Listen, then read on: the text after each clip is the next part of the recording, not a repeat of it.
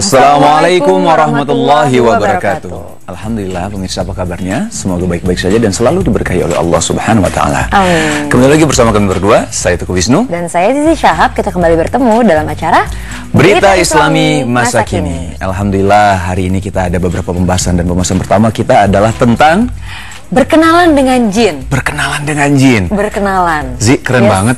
Udah kenalan sama jin? Nah, aku agak-agak serem sih ya. Cara kenalannya tuh kayak gimana maksudnya? Aku juga bingung, tapi emang boleh ya kita berkenalan sama jin, ataupun kita tahu tentang jin, ataupun kita berinteraksi dengan jin? Nah, langsung kita lihat aja penjelasannya ya. Berkenalan dengan jin. Ini dia.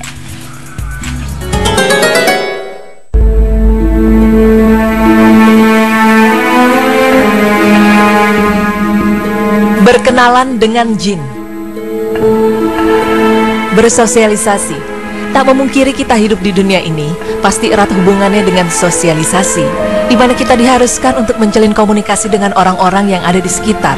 Karena bagaimanapun mandirinya kita, pasti suatu saat kita membutuhkan bantuan dari orang lain. Namun, lain halnya jika kita membutuhkan bantuan dari makhluk halus seperti jin. Mungkin ada sebagian di antara kita yang lebih merasa nyaman jika harus berkenalan dengan jin, atau bahkan berteman dengan sebangsanya.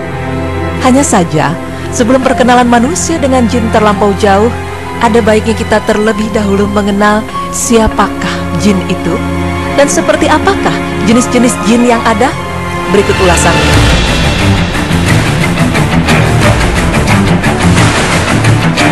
Pemirsa, sejatinya kita sebagai umat manusia tidak dapat melihat makhluk sejenis jin, tapi jin justru dapat melihat kita dengan jelas. Sehingga jin dapat mengetahui segala gerak-gerik kita, bahkan sudah mengenal seperti apa manusia itu.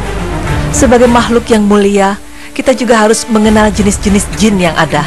Dalam hal ini Rasulullah SAW bersabda, jin itu ada 3 jenis, yaitu jenis yang memiliki sayap dan terbang di udara, jenis ular dan kalajengking, dan jenis yang berpindah-pindah.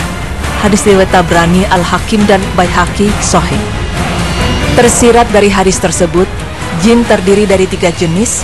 Yang pertama ialah jenis jin yang mampu terbang, di mana jin ini memiliki kemampuan dan kinerja yang sangat tinggi. Mereka memiliki kemampuan di atas rata-rata jin lainnya, sehingga mampu berpindah dari satu tempat ke tempat lainnya dengan begitu cepat. Tipe jin ini dijelaskan di dalam hadis dengan ungkapan memiliki sayap dan dapat terbang di udara. Jenis jin yang berkemampuan seperti inilah yang dapat memindahkan singgasana kerajaan Ratu Bilqis dari Yaman ke Baitul Maqdis di Palestina hanya dalam sekejap mata, ketika di zaman Nabi Sulaiman alaihissalam. Allah Subhanahu wa Ta'ala berfirman yang artinya, "Aku akan membawa singgasana itu kepadamu sebelum matamu berkedip." Maka tatkala Sulaiman melihat singgasana itu terletak di hadapannya, ia pun berkata, "Ini termasuk karunia Robku untuk mencoba aku. Apakah aku bersyukur atau mengingkari akan nikmatnya? Dan barang siapa yang bersyukur, maka sesungguhnya dia bersyukur untuk kebaikan dirinya sendiri. Dan barang siapa yang ingkar, maka sesungguhnya Rabbku Maha Kaya lagi Maha Mulia." Quran Surah An-Naml ayat 40. Kemudian selanjutnya ialah jin yang menetap di tempat tertentu. Untuk jin jenis ini, Rasul mengungkapkannya dalam kalimat jenis ular dan kalajengking, yang memiliki arti bahwa jin ini karakternya seperti ular dan kalajengking yang suka menetap di sarangnya. Bukan berarti kalajengking dan ular merupakan jelmaan dari jin. Dalam hal ini, jin sama halnya dengan manusia, di mana jin juga membutuhkan ruang untuk tempat tinggalnya.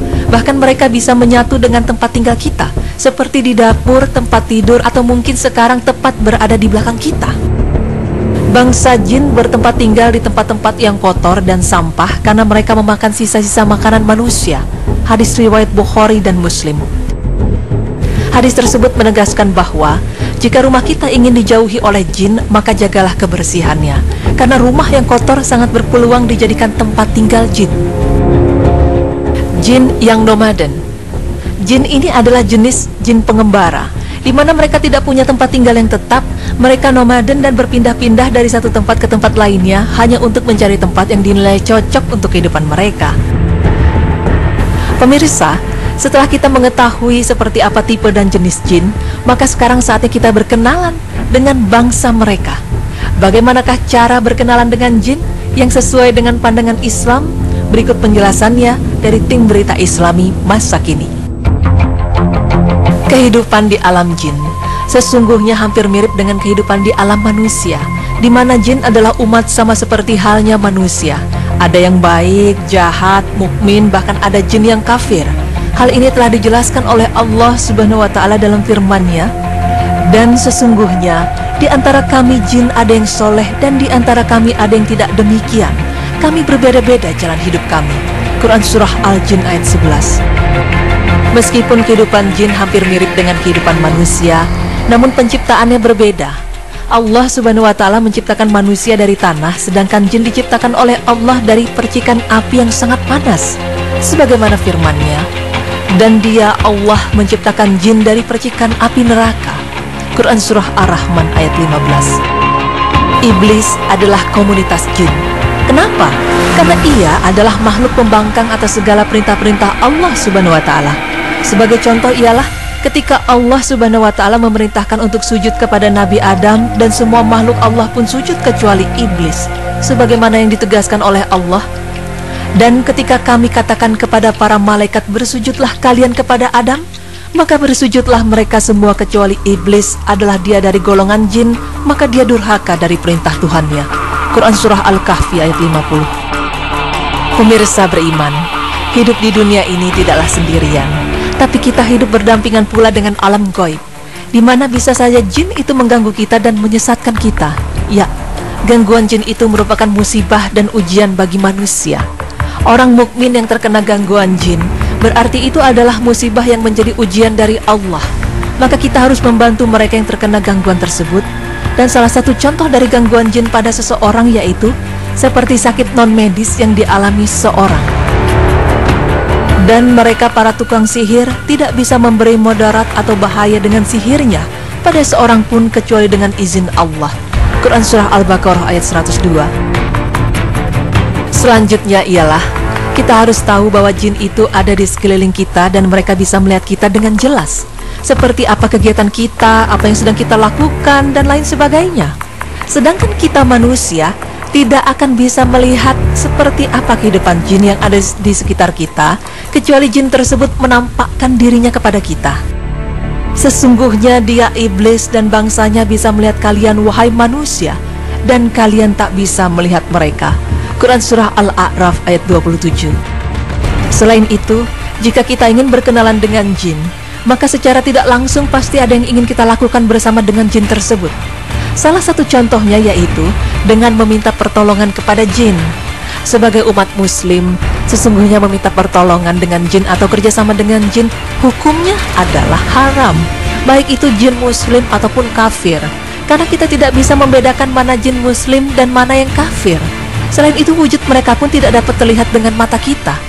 Tidak hanya itu, satu hal yang harus kita ketahui bahwa jin tidak akan pernah membantu manusia kecuali ada imbalan yang diberikan kepada jin.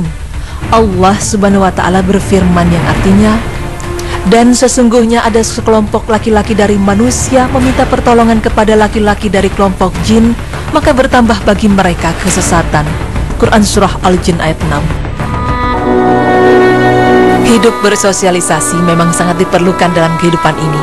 Namun hanya saja, jangan sampai kita salah dalam memilih teman untuk diajak bersosialisasi. Contohnya ialah jin. Seperti yang kita ketahui, jin adalah makhluk Allah yang penuh dengan kesesatan, di mana jin memiliki tipikal pendusta. Dia dapat mengaku ingin menjadi teman manusia dan mengaku mau membantu manusia, namun sejatinya dia hanya ingin menipunya menuju jalan kesesatan. Ada sebuah kisah dari Abu Hurairah radhiyallahu anhu yang ditugasi oleh Rasulullah SAW untuk menjaga makanan zakat, di mana malam harinya ada jin yang berubah wujud menjadi orang remaja dan mencuri makanan tersebut. Ketika ditangkap dan hendak dilaporkan kepada Rasulullah, dia berusaha memelas dan berjanji tidak akan kembali. Tapi dia dusta dan dia tetap kembali selama 3 malam.